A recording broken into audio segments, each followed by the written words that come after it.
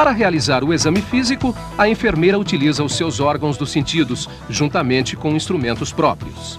É necessário que a examinadora reconheça os sinais clínicos através dos recursos da semiologia, que são inspeção, palpação, percussão e ausculta.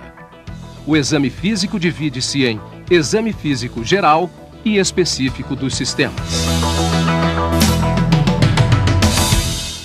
O exame físico geral revela o paciente externamente. A avaliação é feita por meio da inspeção e, em algumas situações, da palpação. A primeira avaliação que é feita do paciente visa obter informações sobre o seu estado geral. Isso é feito avaliando a repercussão a partir da resposta do indivíduo à doença. É importante saber se houve perda da força muscular, perda de peso e qual é o estado psíquico do paciente. Feito isso, o estado geral do paciente é avaliado entre bom, regular e mal. O tipo morfológico é outro aspecto que deve ser avaliado porque muitas patologias estão associadas a ele. O tipo morfológico pode ser brevilíneo, normolíneo, longilíneo. O procedimento deve ser o seguinte: preferencialmente colocamos o indivíduo em pé para realizar corretamente a avaliação. Em seguida, fazemos a relação do pescoço, braços, ossos frontais, mãos e dedos.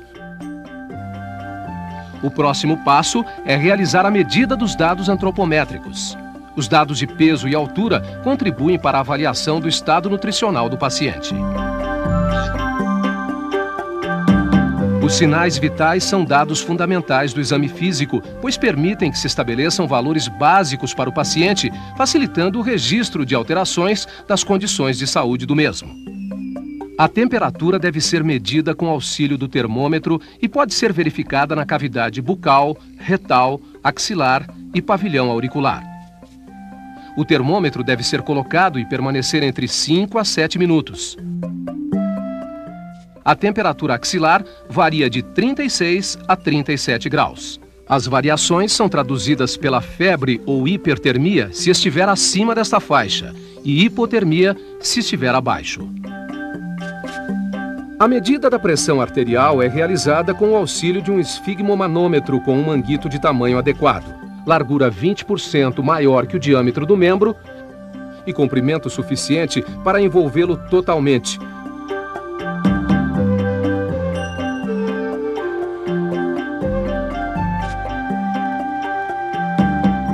E um estetoscópio para auscultar os sons de Korotchkov, que ocorrem quando o relaxamento do manguito permite o fluxo sanguíneo na artéria que foi comprimida. A pressão arterial deve ser medida em ambos os braços e também nos membros inferiores, se for detectada alguma alteração.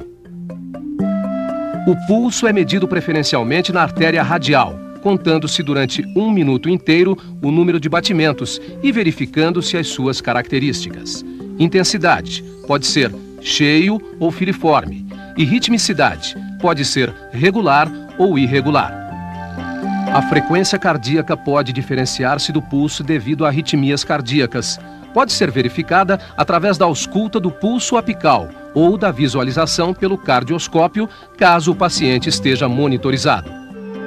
A frequência respiratória deve ser verificada também durante 1 minuto inteiro, sem que o paciente tenha consciência deste procedimento para que não haja alterações. Deve-se observar também características como o ritmo e a profundidade, além de avaliar a presença de desconforto respiratório. Dados sobre o padrão respiratório e também sobre as condições de oxigenação do paciente, se em ar ambiente, em oxigenoterapia ou em ventilação mecânica, também devem ser anotados. A avaliação da facies é muito importante. Por meio da expressão fisionômica e da forma do rosto, é possível notar se algo está alterado em função de alguma patologia ou pelo uso de medicamentos. Por exemplo, geralmente a facies de um paciente renal evidencia-se por meio de edema de pálpebras e do rosto. A atitude que o paciente demonstra caracteriza o seu comportamento, que pode ser passivo ou ativo. É importante verificar o ritmo, a amplitude e a natureza dos movimentos do paciente, Da mesma forma, ao se avaliar o tipo de marcha, deve-se observar o equilíbrio, claudicação ou qualquer alteração motora. O decúbito assumido pelo paciente no leito pode ser ventral, dorsal ou supino. Este decúbito pode ser obrigatório ou indiferente. A posição do paciente no leito já pode identificar algo de muito importante. Muitas patologias podem obrigar o paciente a ficar em uma determinada posição, como nos casos de dispneia, dor, contraturas ou paralisias. A avaliação da pele através da inspeção deve ser feita levando-se em consideração a raça e pigmentação. Avalia-se o grau de hidratação que pode ser visto na inspeção quando há uma extensão do corpo com pele ressecada. E a avaliação do turgor é feita pela formação de uma prega e a avaliação do retorno dessa pele à normalidade. Também é feita a avaliação da coloração, que deve ser realizada num ambiente claro, à luz do dia.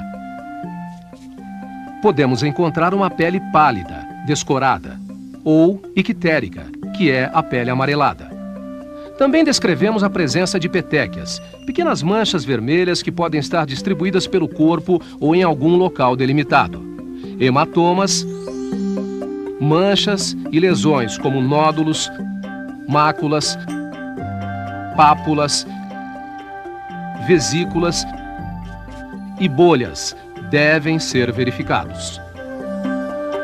A cianose da pele é avaliada sobretudo nas extremidades, juntamente com a perfusão periférica ou enchimento capilar das extremidades, que é verificado apertando-se a polpa digital e avaliando o tempo de retorno da circulação. O edema pode estar relacionado ao sistema cardiovascular, renal ou periférico. Pode apresentar variações na consistência, na duração e horário do aparecimento. A pesquisa do edema é feita pela inspeção e palpação. Na inspeção, vemos o aumento do volume, o desaparecimento das proeminências ósseas e também pode ocorrer o aparecimento de marcas de correntes, de roupas ou calçados. Na palpação, é feita a compressão digital, causando uma depressão na região comprimida, o chamado sinal de Godet. A distribuição de pelos pode estar relacionada com a idade, mas também com algumas patologias ou com o uso de medicações. Essa avaliação é feita na inspeção dos anexos. Durante a inspeção dos anexos é importante observar também as unhas do paciente. Normalmente são róseas, lisas e convexas. Algumas patologias podem deformar as unhas, como pneumopatias crônicas, cardiopatias congênitas ou até infecções como as micoses. As mucosas devem ser inspecionadas com bastante rigor, verificando-se a sua coloração e hidratação. A presença de icterícia ou descoramento é evidenciada na mucosa ocular e a cianose apresenta-se frequentemente nos lábios e na língua.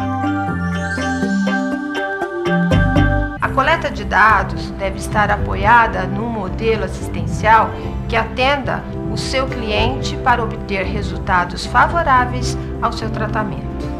Os dados coletados são muito importantes, pois permite que sejam realizados processos mentais de raciocínio que levam a estabelecimento de hipóteses diagnósticas que serão confirmadas por mais dados, permitindo então denominar-se os diagnósticos.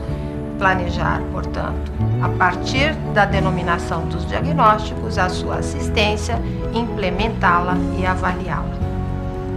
Você deve registrar os dados de forma sistematizada em um instrumento de coleta próprio, para poder avaliar se a sua hipótese será confirmada através do resultado obtido após a implementação da assistência planejada por você.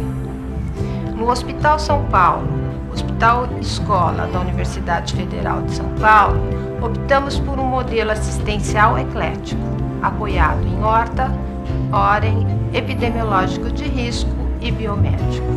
Os dados que constam nos instrumentos utilizados no nosso hospital refletem este modelo. Saiba, portanto, o que coletar, por que coletar e como coletar estes dados para obter resultados nas suas ações.